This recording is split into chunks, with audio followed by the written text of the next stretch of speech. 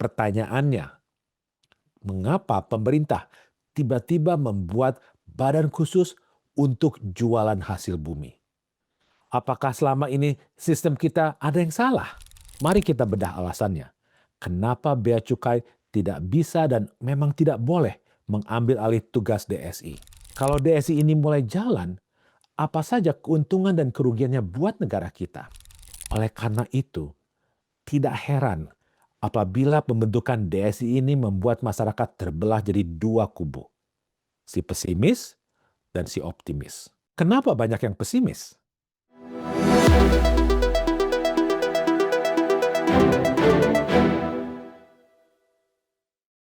Halo semua, selamat datang kembali di podcast Linomics. Saya Fahlino Suib dan di sini kita ngobrol santai tapi serius soal ekonomi Indonesia dan peran kita di dalamnya. Sobat Linomics, di episode kali ini kita akan membahas tentang institusi yang baru saja dibentuk oleh pemerintah yang diberi nama Danantara Sumber Daya Indonesia. Atau kita singkat DSI. DSI ini diberi tugas khusus yang super strategis.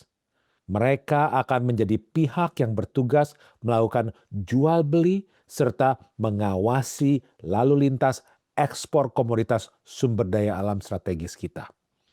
Pertanyaannya, mengapa pemerintah tiba-tiba membuat badan khusus untuk jualan hasil bumi? Apakah selama ini sistem kita ada yang salah? Selama 34 tahun, apa yang terjadi? Yang terjadi adalah apa yang disebut under invoicing. Itu terjadi pada kelapa sawit. Itu terjadi hampir semua komoditas. Saya tidak mau kelapa sawit kita harganya ditentukan oleh bangsa lain. Kita tentukan harga kita. Untuk menjawab itu, kita harus lihat alasan utama mengapa DSI ini dibentuk. Selama puluhan tahun, kita mengekspor banyak sumber daya alam seperti batu bara dan kelapa sawit. Tapi masalahnya, tata kelola ekspor kita seringkali diduga mengalami kebocoran. Kebocorannya di sini bukan karena pencurian seperti bawa lari barang secara diam-diam. Namun, kuat dugaan banyak korporasi mencuri lewat kertas dan angka. Bagaimana caranya? Jawabannya adalah melalui praktek under invoicing dan transfer pricing. Mari kita bahas satu persatu. Modus yang pertama, under invoicing atau sederhananya nota bodong. Bayangkan, kalian punya toko baju. Ada pembeli datang, beli jaket seharga Rp100.000.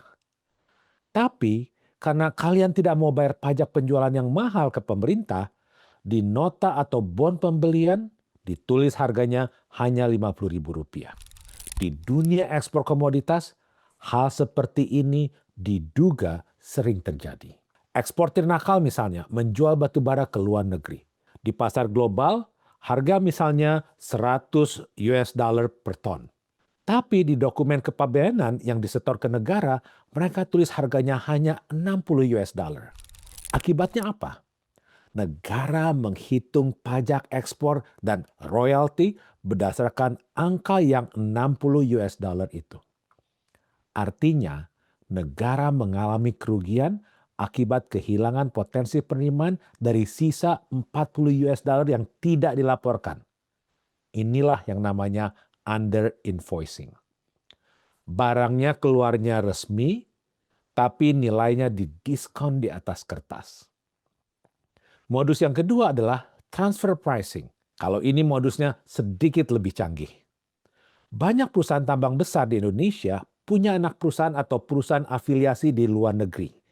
Biasanya di negara-negara yang pajaknya super rendah seperti Singapura atau negara-negara di Karibia. Cara mainnya begini.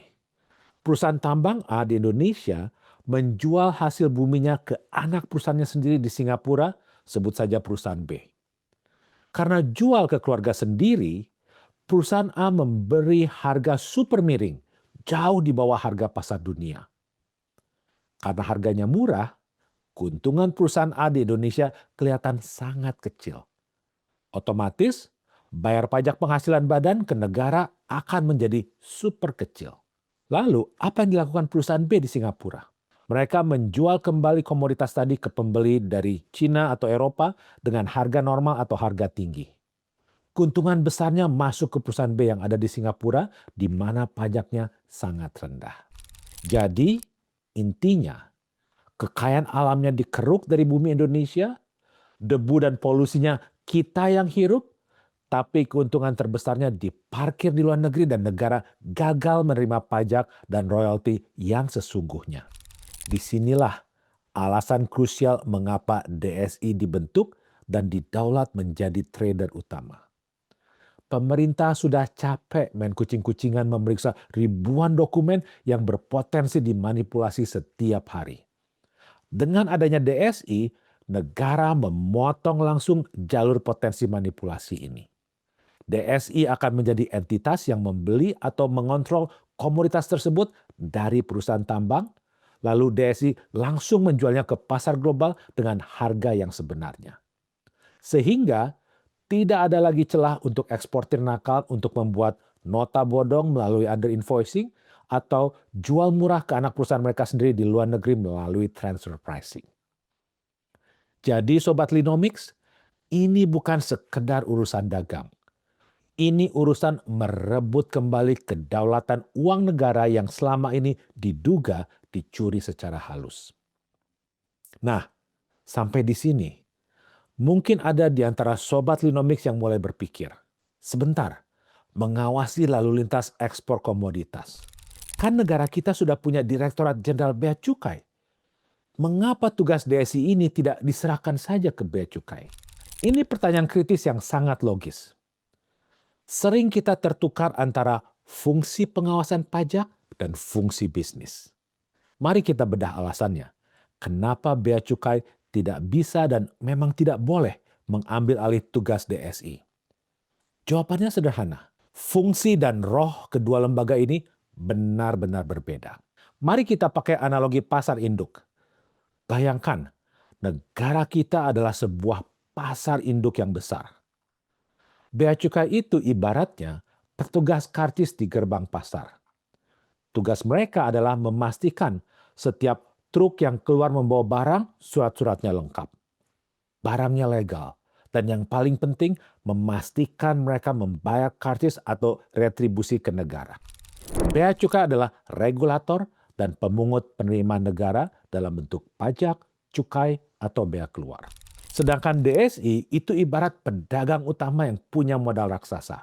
Tugas DSI adalah membeli barang dari petani lokal seperti misalnya tambang atau kebun, lalu negosiasi harga, mencari pembeli, dan menjualnya dengan harga yang tinggi agar mendapat untung. DSI adalah entitas bisnis atau trader. Jadi jelas mengapa Bea Cukai tidak bisa mengerjakan tugas DSI. Pertama, Bea Cukai tidak boleh berbisnis. Bea Cukai adalah instansi pemerintah di bawah Kementerian Keuangan. Hukum kita melarang keras regulator merangkap jadi pedagang karena nantinya akan ada konflik kepentingan. Yang kedua, adanya perbedaan target antara memungut bea dan mengejar margin keuntungan. Kalau ada kapal batu bara mau diekspor, Bea Cukai hanya peduli, oke, volume sekian, tarif bea keluarnya sekian, bayar ke kas negara, silakan jalan. Selesai. Tugas mereka di situ. Mereka tidak peduli apakah eksportir itu sebenarnya bisa jual barang itu pada harga tertentu. Yang ketiga, Bea Cukai tidak punya manajemen risiko komersial. Menjadi trader komoditas itu butuh keterampilan. Harga mineral di bursa London atau bursa berjangka bisa berubah dalam hitungan menit. DSI sebagai badan investasi fleksibel bisa memutuskan. Misalnya, hari ini kita tahan ekspor tembaga karena harga lagi jatuh. Bulan depan baru kita lepas. Bea Cukai sebagai lembaga birokrasi penegak hukum tidak punya fleksibilitas, instrumen finansial, dan modal untuk melakukan manuver bisnis semacam itu. Mereka tidak didesain untuk mengambil resiko komersial. Jadi, kesimpulannya, Bea Cukai dan DSI itu bukan saling tumpang tindih, melainkan saling melengkapi. Kombinasi ini yang diharapkan bisa membuat pemasukan kas negara kita makin bertambah, sehingga dapat dipakai untuk membiayai program pembangunan pemerintah. Selain itu, alasan penting lainnya adalah pemerintah melihat bahwa kalau kita mau mendapatkan manfaat terbaik dari sumber daya alam, kita tidak bisa cuma hanya menjadi penyedia lahan. Kita harus menjadi pemain utama. Makanya DSI dibentuk untuk memperkuat tata kelola ekspor sumber daya alam kita. DSI hadir agar negara punya tangan langsung di pasar global untuk dapat mempengaruhi harga dan volume komoditas sehingga kita tidak terus-menerus dipermainkan oleh naik turunnya harga komoditas di pasar internasional tanpa bisa berbuat apa-apa. Tapi seperti kata pepatah, there is no free lunch dan tidak ada kebijakan yang sempurna. Kalau DSI ini mulai jalan, apa saja keuntungan dan kerugiannya buat negara kita? Kita mulai dengan keuntungannya. Yang pertama, daya tawar Indonesia di dunia internasional semakin kuat.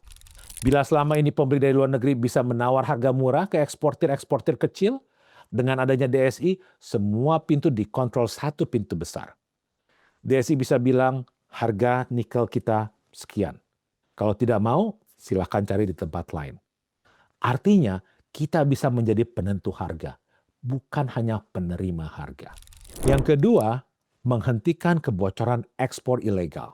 Karena DSI di fase awal tugasnya mengawasi lalu lintas ekspor, sehingga praktek-praktek manipulasi kualitas komoditas atau ekspor gelap yang merugikan triliunan rupiah bisa ditekan dengan drastis.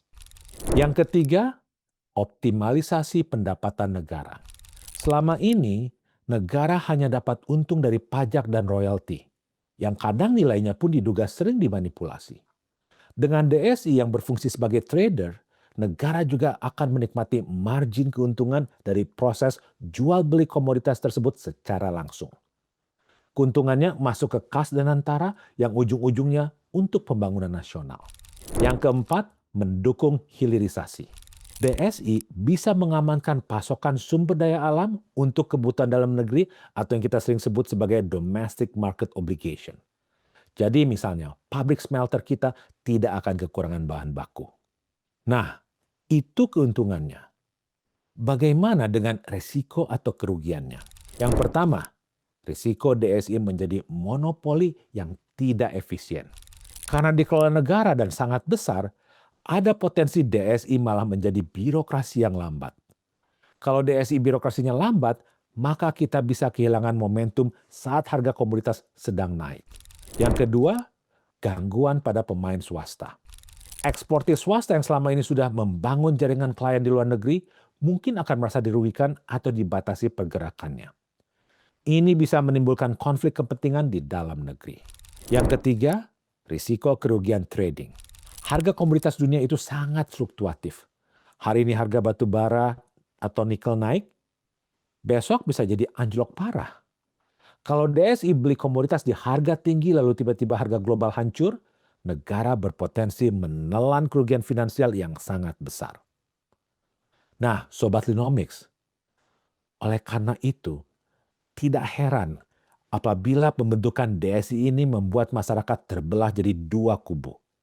Si pesimis dan si optimis. Kenapa banyak yang pesimis? Masyarakat Indonesia punya semacam trauma sejarah bila bicara soal perusahaan plat merah. Banyak yang skeptis dan mungkin bilang, paling ujung-ujungnya jadi sarang korupsi baru. Masyarakat khawatir DSI dengan dana ratusan miliar dolar ini malah menjadi sapi perah oknum-oknum yang tidak bertanggung jawab.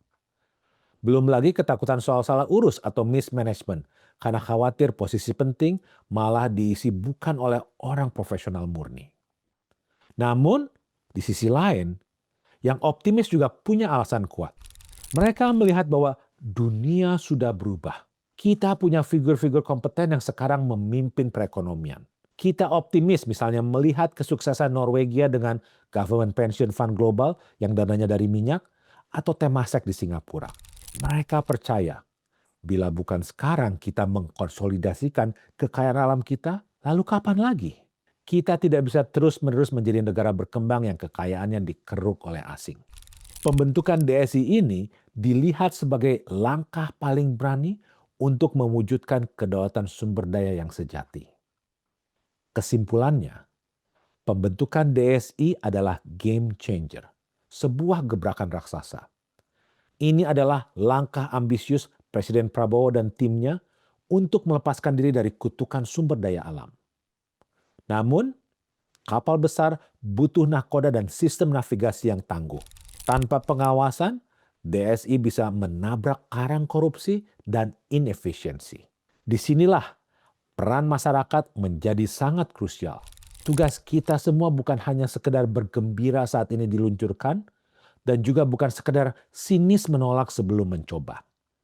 Peran kita adalah mengawal, mengawasi, dan menuntut transparansi dari institusi baru ini. Karena sejatinya, keberhasilan DSI bukan cuma prestasi pemerintah, tapi kemenangan untuk kita semua dan untuk anak cucu kita yang mewarisi kekayaan alam Nusantara ini. Terima kasih Sobat Linomics, tetap semangat, tetap optimis.